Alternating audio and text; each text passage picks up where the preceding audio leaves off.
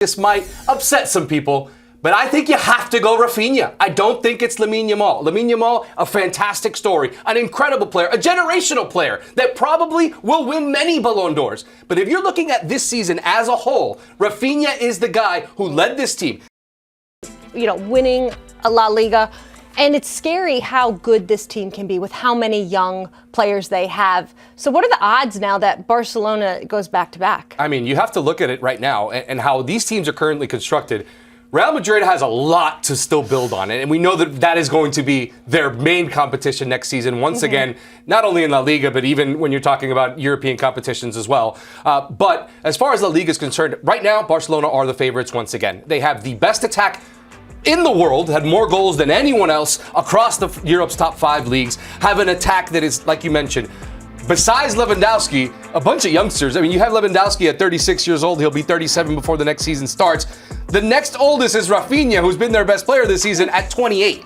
And then you have this guy, you may have heard of him, Lamine Yamal, who's 17 years old and is promising to be one of the best players maybe to ever play this game, at least has that trajectory. So definitely, this team can absolutely repeat. They do have some things that they might need to tweak. But as far as an attack is concerned, they are full-on the favorites for next season. So I'd love to ask you about that. We saw Barcelona in Champions League scoring for fun, in La Liga scoring for fun, but you say they have a few things to tweak. I have a sense where you're going to go with this. Yeah. If you could change one thing about Barcelona next season, what would it be? Defense. They need some defenders.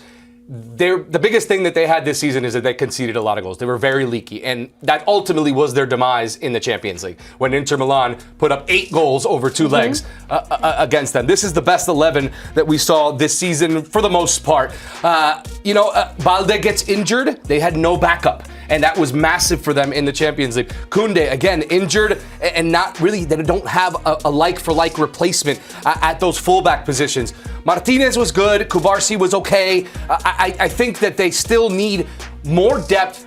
The amount of games that these clubs play nowadays, Jill, like they need to have people at every position that can come in and they don't skip a beat even when they come off the bench. That's a great point, and that's not changing anytime soon. It's only going to get more and more. The congested schedule. The biggest thing that I talked about with Lamine Yamal, at this point in his career, Messi had played about 20-something games. He's already played over 100 professional games at the club level. It's insane. So at 17 years old, so you see how many fixtures these teams have to play. You need to have backups for every position that you don't lose a lot of quality when you're playing in 3 or 4 different competitions at the same time. Speaking of quality, let's talk about the trophy that goes to the best soccer player in the world, the Ballon d'Or.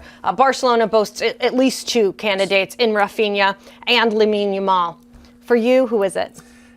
If we're picking between those two. Yeah, just those 2 right now. We're picking between just those 2, and I know that this might upset some people, but I think you have to go Rafinha. I don't think it's Lamine Yamal. Lamine Yamal, a fantastic story, an incredible player, a generational player that probably will win many Ballon d'Ors. But if you're looking at this season as a whole, Rafinha is the guy who led this team. Most goals, he had 34 goals and 23 assists to Lamine Yamal's 18 goals and 22 assists in all competitions this season. Lamine Yamal really started to pick it up come January, February is when he really started to show. Early on in the season, they were being carried by Rafinha. Rafinha was the guy. He was the leader of this team. Lewandowski obviously getting his goals. But a lot of that wouldn't have happened if it wasn't for Rafinha and the way he was able to really adjust to La Liga, adjust to the style of play that Barcelona and Hansi Flick wanted him to play.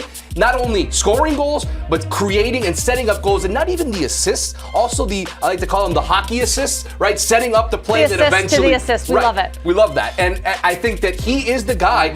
If they don't have Rafinha, I don't think they have the same type of success this season, even with the incredible nature of Lamine Yamal's game. It still wouldn't have been the same without Rafinha. Rafinha makes everybody on that team click and so much better. So my question for you is, do you feel like this conversation is because Lamine Yamal gets so many bonus points for being 17 years old? Yeah, and I get it, right? Sure. I understand it because it's incredible what what were we doing at 17 years old? Certainly wasn't doing anything. I don't think we want to know exactly. I don't even want to talk about what I was doing me at neither. 17 years old. You know what I mean? And what he's doing at this stage, already winning a Euros for Spain, winning now La Liga for, having so much success at such a young age.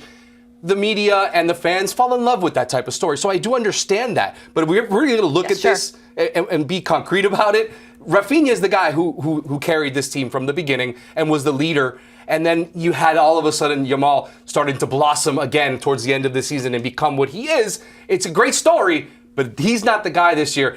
And if we're going to put a bow on this entire thing, I still think that if PSG win the Champions League, Dembele probably should win. Dembele, Rafinha, Lamine Yamal? In my opinion, yes. If PSG wins the Champions League. Okay, and if he doesn't, Rafinha? I think Rafinha. I think Rafinha just edges it out. Let's talk about somebody that is more than double the age of Lamine Yamal, and that is Robert Lewandowski. Just when you think that he's going to be slowing down, he doesn't. We see it today with now 101 goals for his club in his time with Barcelona. But Stefano, he's going to be 37 at the start of next La Liga season. How challenging is it going to be for Lewandowski to replicate the season he's had?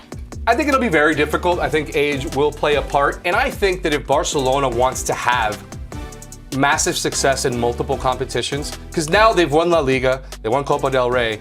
Next year, there's one clear goal, and that is the Champions League. They want to get back to be the kings of Europe. And I think that if Barcelona want to have that type of success, they need to have more of a rotation at that striker position. Lewandowski had a lot of injuries towards the end of the season. Again, the fixtures, how many fixtures these players have to play nowadays. When you get up there in age, it's difficult to play that many minutes in that many games.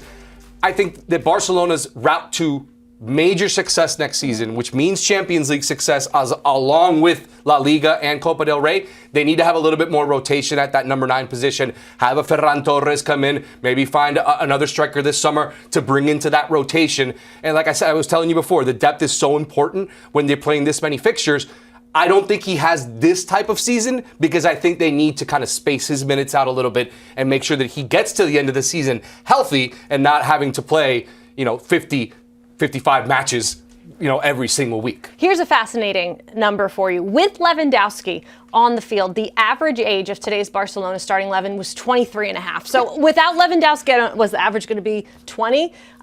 It's an incredible number. So, of course, Lewandowski's production on the field is paramount. But how important is Lewandowski to Hansi Flick kind of being that manager on the field when you have a side that is this talented but also this young? Yeah, I mean, Lewandowski, remember, Hansi Flick was his manager at Bayern Munich, so they've known each other for a long time, worked together for so long. And it really does end up being, like you said, a manager on the pitch. He understands Hansi Flick's ideas, and he's able to kind of pass that down to the younger players.